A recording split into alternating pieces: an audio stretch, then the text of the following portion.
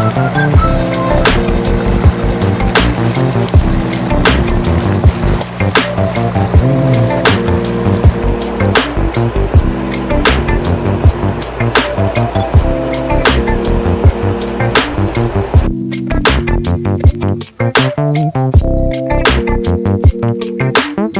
guys, welcome to Chugging Along. I'm Sam. And I'm Tim. And welcome to our channel and to today's video. So first of all, we want to say a big thank you to everyone who left comments and who watched our last video. It looked like you guys really enjoyed seeing me and Tim go up in competition against each other on a cooking theme. So thank you so much for watching that. But we do have some news. We do. Yeah, so the voting is still going on that last video. There's still a couple of days left. However, there is such a huge gap in the number of votes. Even me, competitive me, has decided to concede defeat today. Currently, at the time of recording, Sam has 303 votes and I have 34. So Sam, I'm going to officially let you be the diesel fireplace stovetop cook-off champion. Well done. Thank you very much. I feel like this is Paul Hollywood's handshake. The equivalent of it. That handshake is from all my supporters and all my fans out there who voted for me. Actually, thank Sam's you so fans, much for voting for me.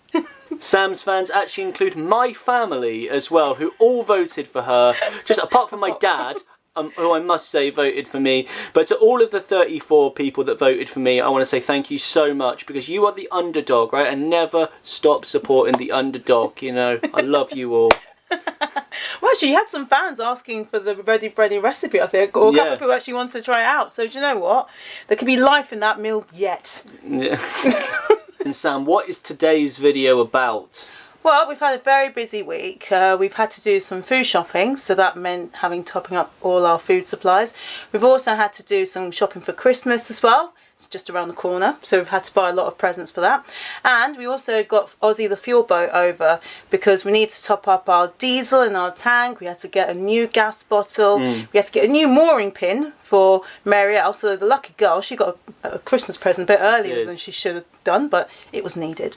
And we also got a map as well of the Canal and Avon of the east section, I think it is, isn't it? That we thought we'd use to sort of decorate Marielle's interiors. So she's been a very lucky girl getting 2 presents before Christmas. But it's been such a busy week of spending different money on different things that it got us thinking about costings. And we've been on Marielle now for 4 months, and I think we've got a better idea now of actually what our costings are on a monthly basis. So we wanted to sit down and make a video about this, and for us to really work out, can we afford to live on Marielle?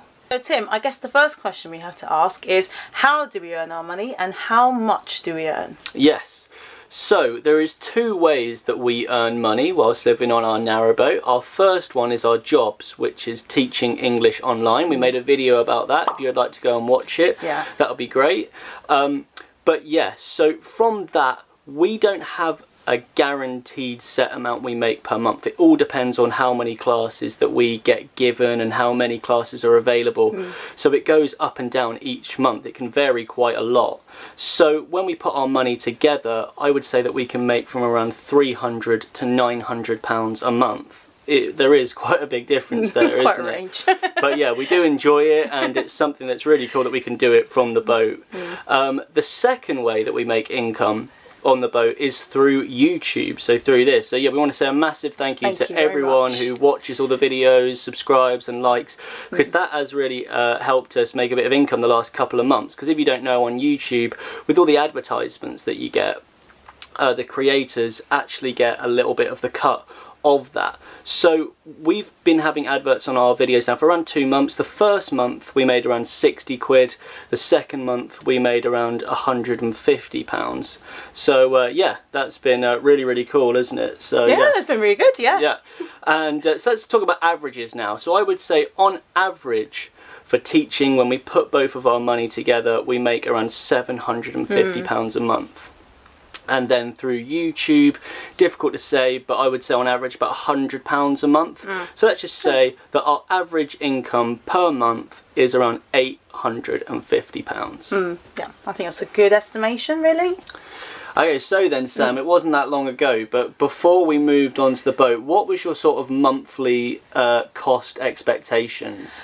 Well, I think because we did a lot of research before watching other Narrowboat YouTubers to see what they were spending their money on a monthly basis, I knew you'd have to spend money on fuel, food, gas, and also paying for internet and also for our licence. So I thought it would be about £400 a month. If you sort of look at everything as being £100 for each, then I thought it would be about £400. Yeah. What about you? Well, yeah, I didn't really do much mathematics and adding stuff off. No, you didn't. I just thought like boat equals cheap. So maybe like 250 quid, something. That was my genuinely. It's a very cheap estimation. Yeah. How did you break it down? Yeah, well, I didn't. That's the point. And 250 was the cheapest figure you could think of. Yeah. Well, that's how much I wanted it to cost, I think. Yeah. Optimism, we like that. Yeah. So I guess this is a moment everyone's been waiting for. What are our actual monthly costs? Yeah. Okay, well, I've got them down on the bit of paper here. All right. Organised like that. Yes. Yes. So let's start with fuel, the number one. So that is 90 quid a month, isn't it? And that's been fairly... I'd say it's been fairly even. In summer and consistent. winter. Yeah. There's not much difference between whether or not we're cruising or heating the boat, because now it's winter. Because of lockdowns, we haven't been moving around as much. So we've just been using diesel to heat up a boat, and it's worked out about the same price as it would be if we were cruising. So I think it's been alright. Yeah, that's quite interesting, that, isn't it? And the next one is food. So we spend around 95 quid for both of us for food, yeah. So I think that's something to do with, top chefs don't actually need great ingredients. No, we make use of all the ingredients that we have. Even if the meals come out looking quite odd. So there you go. Next one is gas. So we top up our gas bottles around every 3 months. And we've paid around 28 quid for a bottle of gas. So on average, I would say we use about 10 quid worth of gas a month. I think it's a fair estimation. I mean, that can potentially start going up because obviously now it's winter, and with lockdown you're not going out to eat out as often. Yeah, we're cooking every meal, we're having more cups of tea. Oh, of course, and hot water bottle in bed. So that was it. Yeah, okay, the next one is our internet. So we need absolutely unlimited internet for our jobs. And we have that with EE, and that costs 29 quid a month. The next one is our CRT license, which allows us to go on the canals and a couple of rivers. That costs 88 quid a month for the boat of our length. Next one is insurance, which we did actually pay as a one-off. So we did it as 1 year flat out. That was 222 quid. But if we were to pay it monthly, that would be 1850. The next one is the RCR, which you may have seen. That's the breakdown service, which we used in a video when we had our winter breakdown. So that was 175 quid for the year. But if we were to break that down per month, that would be 1458. Okay. So our total monthly spend on our narrowboat is £345. So that would be 172 quid each.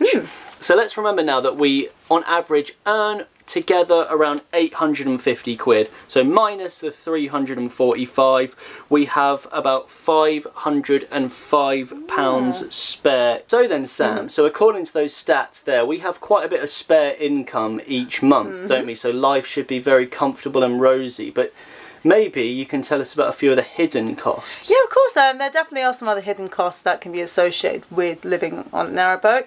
One of the things that we've been quite lucky about this year is if you're paying out for marina fees or if you're paying out for winter mooring fees. Now, for any of you who've been tracking our story, you will know that we originally planned to stay in London, in Hayes, for a few months for winter mooring, which if we had done that, we were unable to do so because we couldn't get onto the Thames to actually get to London.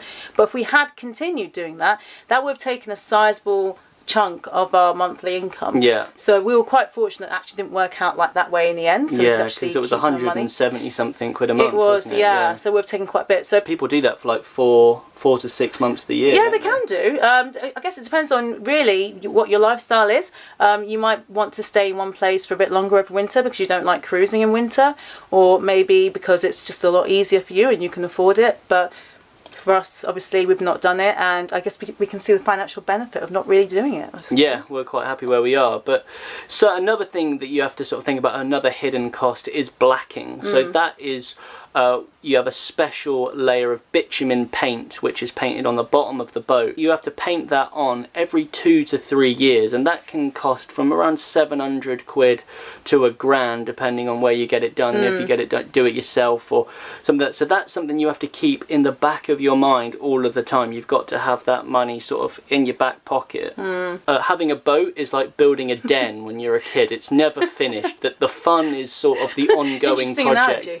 And there's always something to buy for the boat. There's always something to do for the boat. True. So you always want to have something new to buy. So that's a bit of a hidden cost as well. Well, there are things that can also go wrong, which you might not potentially think about. I mean, as much as we've done as much research as we could before getting on to Marielle, there are some things that you only learn through living on your boat. And when those things go wrong, then you need to make sure you've got some way to pay for them. One thing we've thought about recently are potential problems that we could have with our diesel fireplace. Yeah. It might need more maintenance, or if there's a part or something that goes wrong with it, then that's something we have to pay out for. Our water pump, for instance, again, if over the winter that starts to have some problems, then we need to have some money to pay for that. And then one thing we started thinking about more recently is if we have problems with our shower gulper. Now, a shower gulper, basically, in the shower tray, after we have a shower, the gulper helps water to actually drain out from the shower tray and be taken off the boat. If there are any problems with that, you're not getting the water actually being taken down into the tray. And if there are any problems with that, you have to get that fixed. Otherwise, you have no water draining out of your shower. So all these different things that you have to think about that potentially you then have to pay out for further along down the line. So I guess it's always worth making sure you've got a little bit of money tucked away to pay for when those things do go wrong. Yeah, definitely. That is the main difference to renting a flat, isn't it? Oh yeah, the fact absolutely. That you've got, you've got this responsibility effectively. I suppose you could say it's obviously very similar to a house in that way, because there are things that can go wrong with a house. That it's exactly like that. You've got to save money for a rainy day.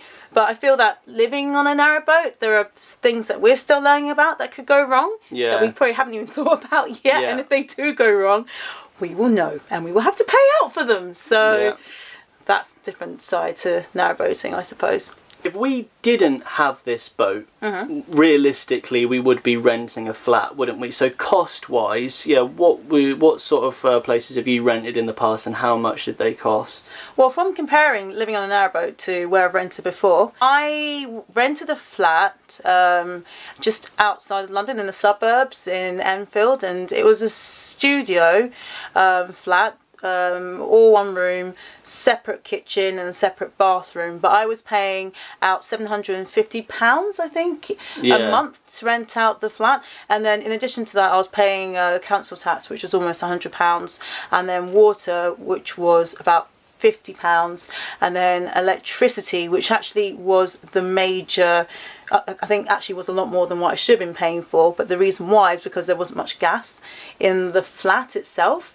It was all electric heating, so I was paying about 150 to 200 in electricity a month. So about £1,000 for everything. It was about £1,000 in total every single month that I was paying, and that didn't even include buying any groceries. So it was very expensive. Yeah, it's different. You? Yeah, well, for me, I lived in shared flats. So when I lived in London, I paid 400 quid for everything, like all bills, everything like that, because it's a shared flat. So I shared it with my mates. And then when I lived in Edinburgh, I also paid 400 quid a month. So both things I paid was 400 quid a month. Yeah.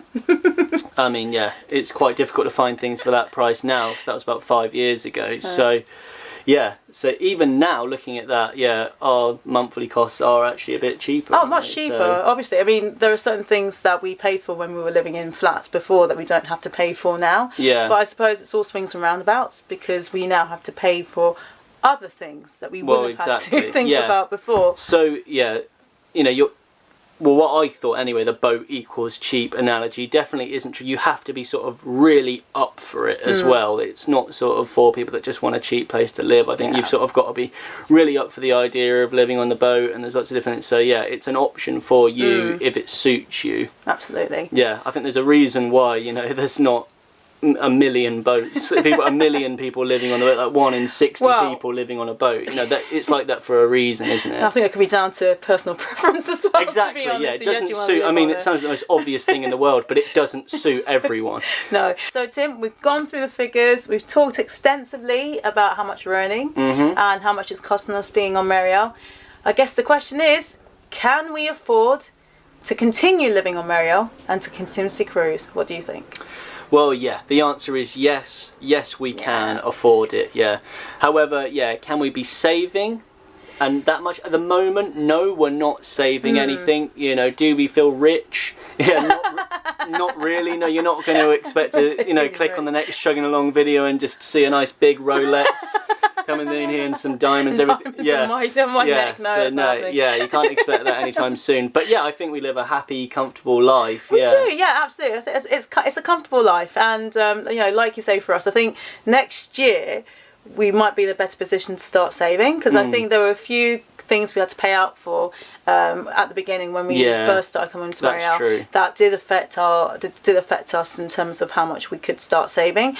But from next year onwards, I think we should, touch wood, be in a better position to start doing that. Definitely, and then that could make a difference in terms of, you know, maybe other things that we want to actually invest into Marielle, or just invest to ourselves. And maybe then you might actually be sporting a Rolex. Who knows? So really, yeah, okay. But I suppose the question is, could this be an affordable life for you? And I'm sure there might be some of our viewers out there who've been watching our videos and looking at how we live and thinking, oh, I could do that, but how much does everything cost? So after watching this video, hopefully this could give you a better idea of costings for you. You could definitely do it cheaper than we do it. Oh yeah. Yeah, or you could do it more expensive. Of course. So yeah, it's difficult to know if we...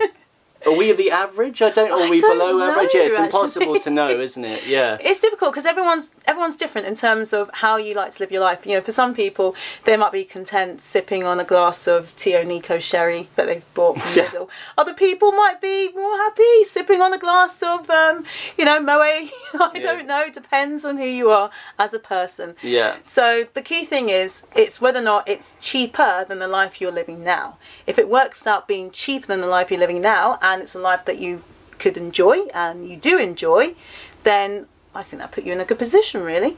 Yeah, definitely. So yeah, I don't know if that's helped you in any way at all. Yeah, but either way, there's some statistics for you. So yeah, thank you so much for watching all the way to the end of this video, guys. And remember, no matter what you do in life, we got to keep chugging.